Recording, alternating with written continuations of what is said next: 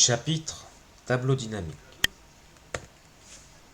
Alors les tableaux dynamiques, collection de données homogènes à l'image des tableaux statiques, dont la taille peut changer au cours de l'exécution du programme. Nous avons vu qu'avec les tableaux statiques, quand on déclare un tableau, si on l'initialise à la déclaration avec entre accolades les listes d'éléments, on définit donc la taille du tableau à ce moment-là. Ou si l'on crée notre tableau avec l'opérateur new, par exemple new int entre crochets 4, on réservait de l'espace mémoire pour 4 entiers, et donc notre taille du tableau est définie à la déclaration du tableau. Ici, avec les tableaux dynamiques, on va pouvoir modifier la taille pendant l'exécution du programme.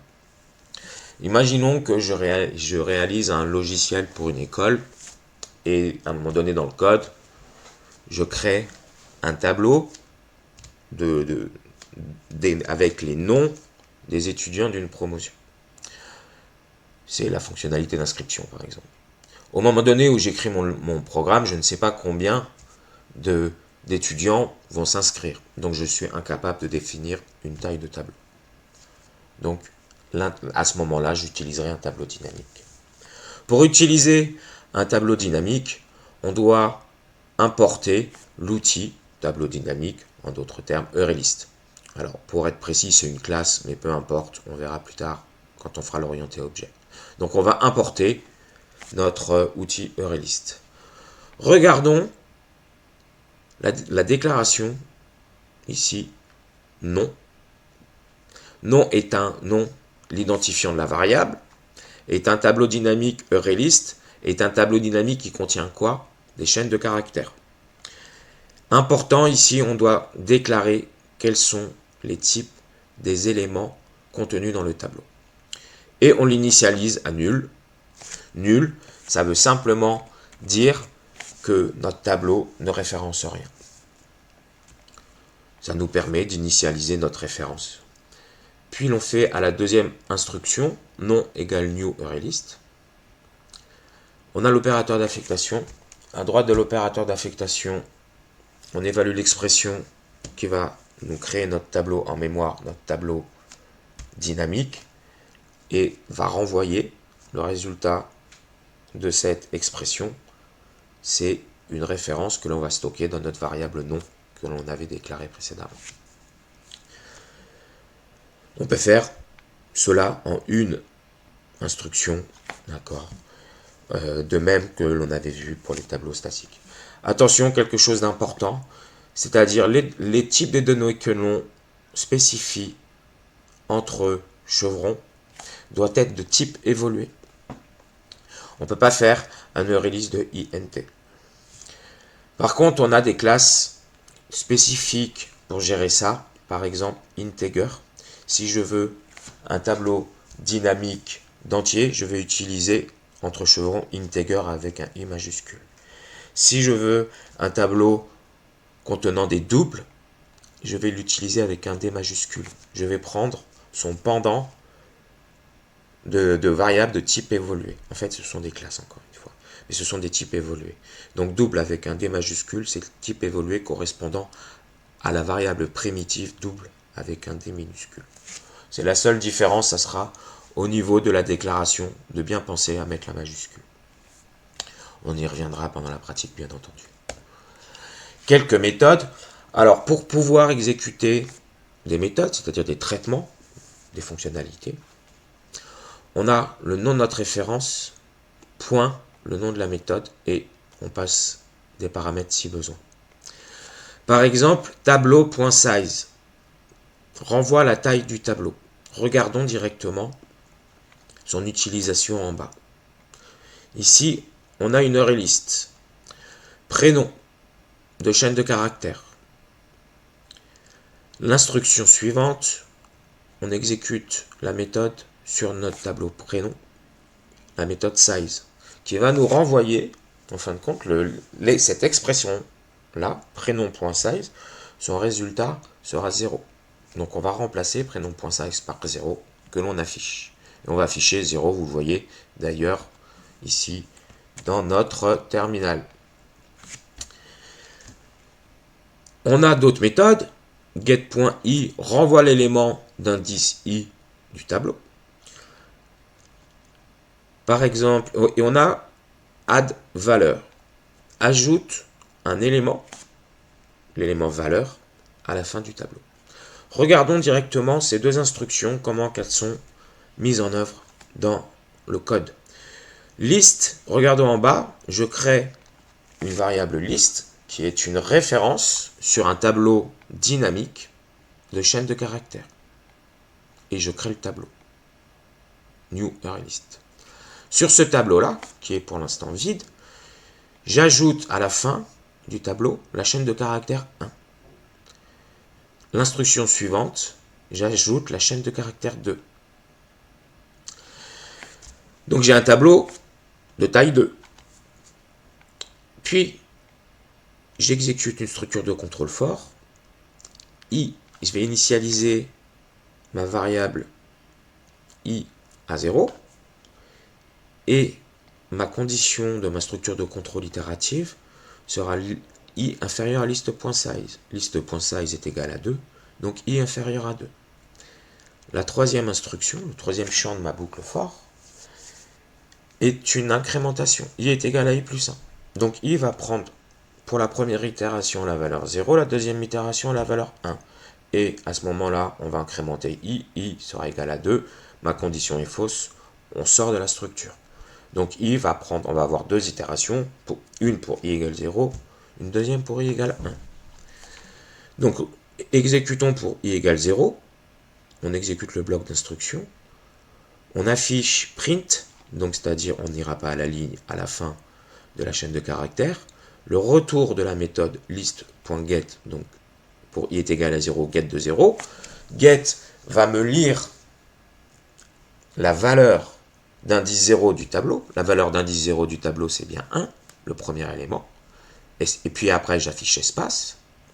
J'incrémente i devient égal à 1. Donc j'exécute mon bloc avec i égale 1. Donc j'affiche à ce moment-là list.get de 1, c'est-à-dire la chaîne de caractères 2. Et j'affiche l'espace. J'incrémente i devient égal à 2. Ma condition est fausse. Je sors de la structure. Et j'ai bien affiché la chaîne de caractères 1, espace 2, espace, même si le dernier, on ne le voit pas. OK. Regardons set i virgule valeur affecte l'élément valeur à la case d'index i de notre tableau. Regardons ce que ça donne. List.set entre parenthèses i qui est l'indice, deuxième qui est la valeur, ici chaîne de caractères. Donc je vais en fait écraser l'élément d'indice 1 qui contenait la chaîne de caractères 2, je vais le remplacer par deuxième. La dernière instruction, je lis l'élément d'indice 1 du tableau et je l'affiche. Et on voit bien dans la sortie que l'on a deuxième. Après, on a trois autres méthodes.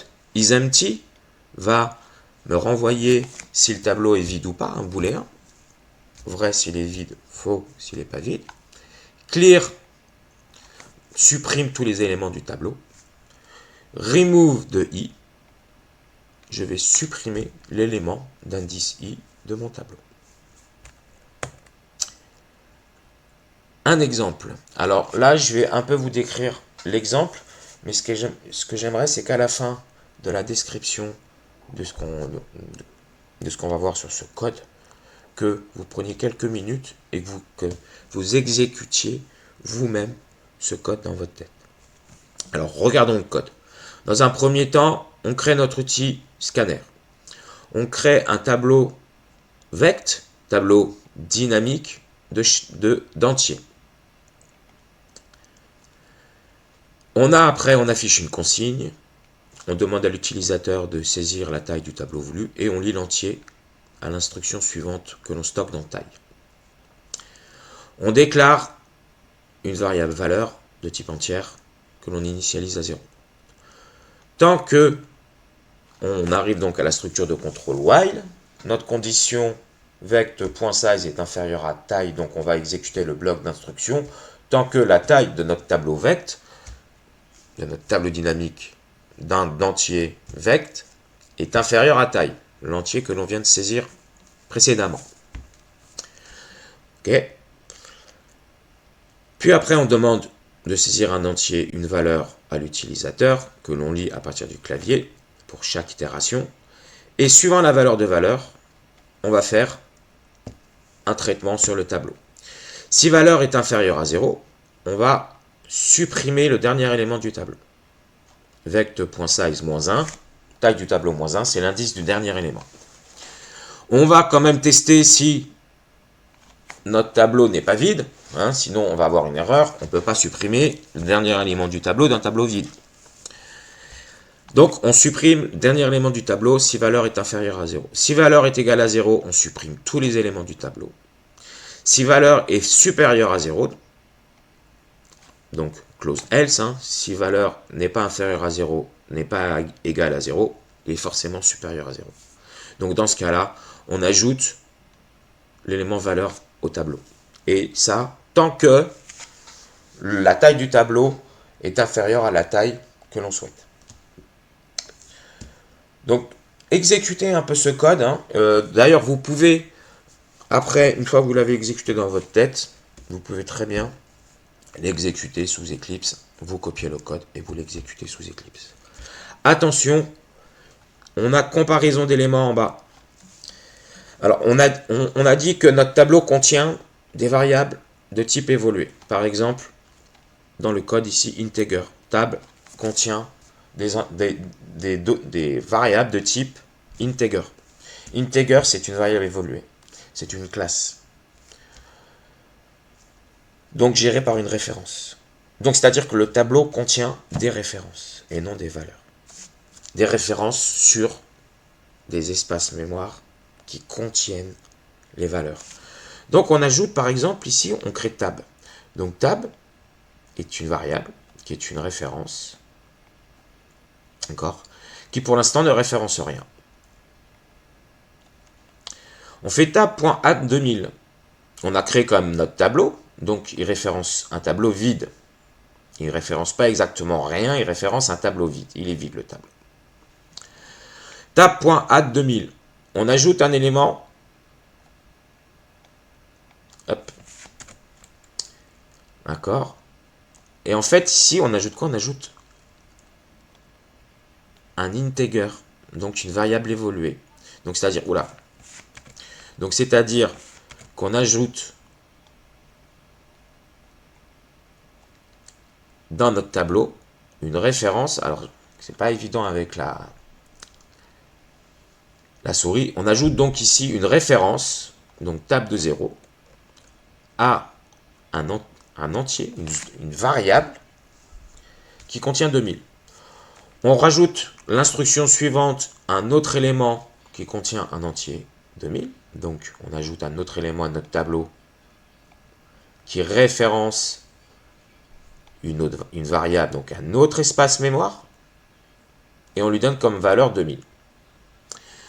Puis après, on fait l'instruction suivante, on affiche le résultat de l'évaluation de tab.get0 égale tab.get de 1. Tab.get0, je récupère l'élément d'indice 0. Mais l'élément d'indice 0 que je récupère, c'est l'integer, c'est-à-dire la variable évoluée, c'est-à-dire la référence. Est-il égal à la référence du premier élément, de l'élément d'indice 1, plutôt, d'accord? Donc, c'est-à-dire que là, je teste, est-ce que la référence d'indice 0 que je gribouille là est égale à la référence d'indice 1 que je gribouille ici? Non, bien entendu. Donc, là, j'aurai bien faux à cet affichage. Regardons l'instruction d'après, on va utiliser equals. Equals est une fonction, une méthode, c'est un traitement que l'on va exécuter donc sur le premier élément et on lui passe en paramètre le deuxième élément. Et là, il va nous tester si la valeur des deux entiers sont égales. Dans ce cas-là, oui. Donc c'est equals qu'il faut utiliser et non le signe, le symbole égal égal pour tester l'égalité entre deux éléments d'un tableau. Sinon, on teste les références.